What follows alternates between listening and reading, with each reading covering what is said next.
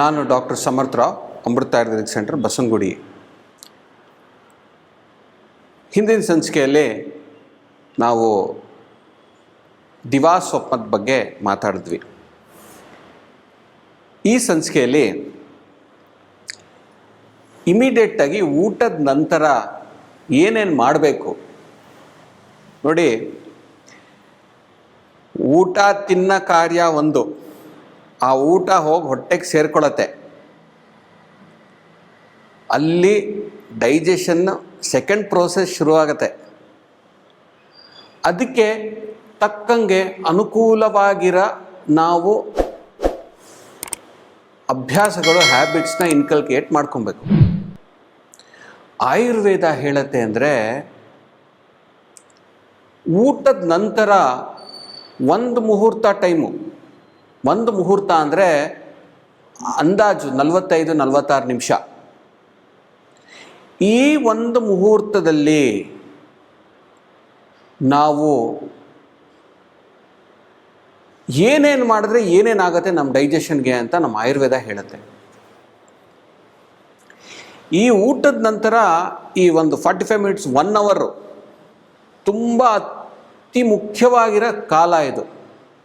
ಈ ಟೈಮಲ್ಲಿ ನಾವು ಹೆಂಗೆ ನಡವಳ್ಕೊಳ್ತೀವಿ, ನಮ್ಮ ಇಂದ್ರಿಯಗಳನ್ನ ನಾವು ಯಾವ ರೀತಿಯಲ್ಲಿ ಬಳಸ್ಕೊತೀವಿ, ನಮ್ಮ ಡೈಜೆಷನ್ ಎಫೆಕ್ಟ್ ಆಗೇ ಆಗತ್ತೆ. ಇವಾಗ ಆಯುರ್ವೇದ ಬ್ರೀಫಾಗಿ ಹಿಂಗೆ ತಿಳಿಸ್ಕೊಡತ್ತೆ.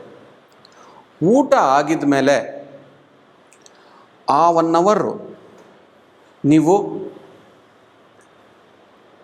ಪ್ಲೆಸೆಂಟ್ ಆಗಿರೋದು ಕೇಳಬೇಕು, ಒಳ್ಳೆ ಮಾತುಗಳು ಕೇಳಬೇಕು, ಒಳ್ಳೆ ಲೈಟ್ ಮ್ಯೂಸಿಕ್ ಕೇಳಬೇಕು, ಅಥವಾ ಕಾಮ್ ಆಗಿರೋದನ್ನ ಕೇಳಬೇಕು. ಏನೂ ಮಾಡೋಕ್ಕಾಗಲ್ವ ನಿಮಗೆ? ಅಟ್ಲೀಸ್ಟ್ ನಿಶಬ್ದವಾಗಿ 1 ಅವರ್ ಕ್ವೈಟಾಗಿ ಸ್ಪೆಂಡ್ ಮಾಡಿ. ನೋಡೋದು ಕೂಡ ಪ್ಲೆಸೆಂಟ್ ಆಗಿರೋದನ್ನು ನೋಡಬೇಕು. ನಮ್ಮ ಕಣ್ಣಿಗೆ ಏನು ಹಿತಾನೋ ಅದು ನೋಡಬೇಕು. ಕೆಲವ್ರು ಜನ ಈ ಫಿಲ್ಮ್ಗೆ ಹೋಗೋಕ್ಕೆ ಮುಂಚೆ ಊಟ ಮಾಡಿಬಿಟ್ಟು ಫಿಲ್ಮ್ಗೆ ಹೋಗ್ತಾರೆ.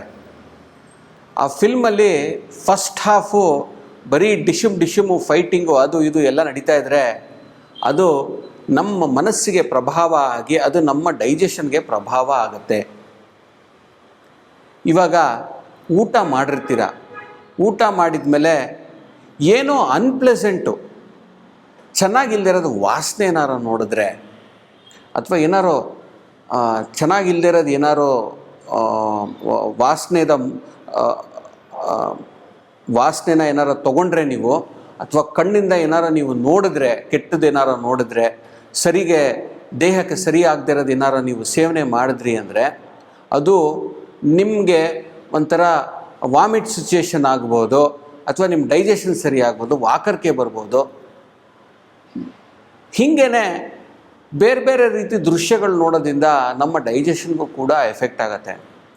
ನಾನು ಹೇಳಿದ್ದು ಒಂದು ಮ್ಯಾಕ್ರೋ ಲೆವೆಲ್ ಡೈಜೆಷನು, ಒಂದು ಮೈಕ್ರೋ ಲೆವೆಲ್ ಡೈಜೆಷನ್ ಆಗುತ್ತೆ ಅಂತ. ನಾವು ತಿನ್ನಿದ್ದ ಆಹಾರಗಳು ರಸ, ರಕ್ತ, ಮಾಂಸ, ಮೇದ, ಅಸ್ಥಿ, ಮಜ್ಜೆ, ಶುಕ್ರ ಧಾತುಗಳವರೆಗೂ ಹೋಗಿ ಡೈಜೆಷನ್ ಆಗ್ತಾ ಹೋಗುತ್ತೆ. ಸೊ ಆ ಲೆವೆಲಲ್ಲೂ ಕೂಡ ಡೈಜೆಷನ್ ಸಮಸ್ಯೆಗಳಾಗುತ್ತೆ. ಸೊ ಊಟದ ನಂತರ ಕರೆಕ್ಟಾಗಿರೋದು ಕೇಳಿ, ನೋಡಿ, ಮಾತಾಡಿ, ಟಚ್ಚು ಕೂಡ ಸಾಫ್ಟಾಗಿರೋದನ್ನ ಮುಟ್ಟಿ. ಆಯುರ್ವೇದ ಊಟ ಆಗಿದ್ಮೇಲೆ 1 ಅವರ್ ಏನೇನು ಮಾಡಬಾರ್ದು ಅಂದರೆ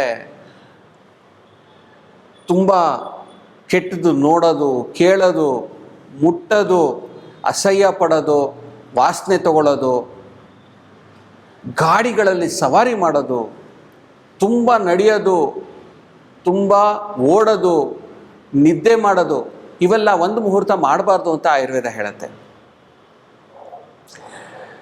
ನಮ್ಮಲ್ಲಿ ಈ ಪಂಚಕರ್ಮಗಳು ಮಾಡುವಾಗ ಈ ಪೇಷಂಟ್ಸ್ಗೆ ಅಭ್ಯಂಗ ಮಾಡಿಸ್ಕೊಳ್ಳೋಕ್ಕೆ ಕರಿತೀವಿ ನಾವು. ಸೊ ಪಂಚಕರ್ಮ ಅಂದರೆ ವಮನ, ವಿರೇಚನ, ಬಸ್ತಿಗಳು, ಇವೆಲ್ಲ ಪಂಚಕರ್ಮಗಳು. ಇದು ಪಂಚಕರ್ಮಗಳು ಮಾಡಿಸೋವಾಗ ಅದಕ್ಕೆ ಪ್ರೀರೆಕ್ವಿಸಿಟು ಅಭ್ಯಂಗಗಳಿರುತ್ತೆ, ಮಸಾಜ್ಗಳಿರುತ್ತೆ. ನಾವು ಅದನ್ನು ಸಜೆಷನ್ ಕೊಡುವಾಗ ಹೇಳ್ತೀವಿ, ನೀವು ಹಿಂದಿನ ತಿನ್ನಿದ್ದು ಫುಡ್ಡು, ಯಾಕಂದರೆ ಸಿಟಿಯಲ್ಲಿ ಎಲ್ಲ ಮುಂಜಾನೆ ಬರೋದು ಕಷ್ಟ ಆಗುತ್ತೆ, ಎಲ್ಲ ಆಫೀಸ್ಗಳಿಗೆ ಹೋಗಬೇಕು. ಡಾಕ್ಟ್ರೇ ನನಗೆ ಬೆಳಗ್ಗೆ ಹೊತ್ತು ಬರೋಕ್ಕಾಗಲ್ಲ, ಮಧ್ಯಾಹ್ನದ ಹೊತ್ತು ಬರ್ತೀನಿ, ನನಗೆ ಆಫೀಸ್ ಬ್ರೇಕ್ ಇರುತ್ತೆ ಅಂತ. ಸೊ ಆ ಟೈಮಲ್ಲಿ ಹೇಳ್ತೀವಿ ನಾವು, ತಿಂದು ಒಂದು 2-3 ಅವರ್ ಆಗಿ ಡೈಜೆಸ್ಟ್ ಆಗಲಿ ಫುಡ್ಡು, ನಂತರ ಮಸಾಜಿಗೆ ಬನ್ನಿ ಅಂತ.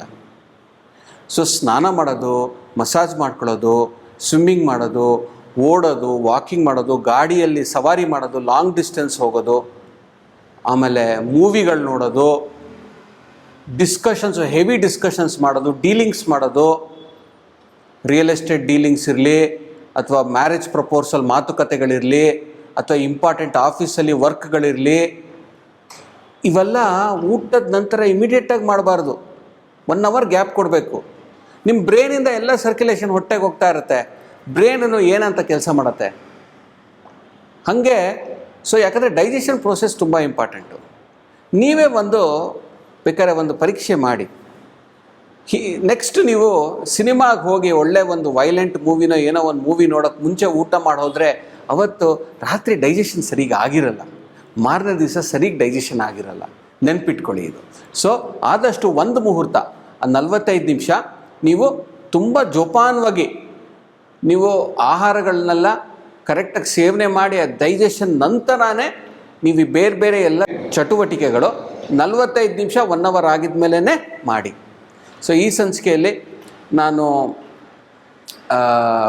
ಊಟದ ನಂತರ ಒಂದು ಮುಹೂರ್ತ ಕಾಲ ಏನೂ ಮಾಡಬಾರ್ದು, ಅಥವಾ ಒಳ್ಳೆ ಒಂದು ಇದು ಮಾಡಬೇಕು, ಇಂದ್ರಿಯಗಳಿಗೆ ನೀವು ಪೋಷಣೆ ಮಾಡಬೇಕಾಗತ್ತೆ ಸೊ ಅಂತ ನಾನು ತಿಳಿಸ್ಕೊಟ್ಟಿದ್ದೀನಿ. ಮುಂದಿನ ಸಂಚಿಕೆಯಲ್ಲಿ ಮತ್ತೊಂದಿಷ್ಟು ವಿಚಾರನ ಮಾತಾಡೋಣ. ಅಲ್ಲಿವರೆಗೂ ನಮಸ್ಕಾರ.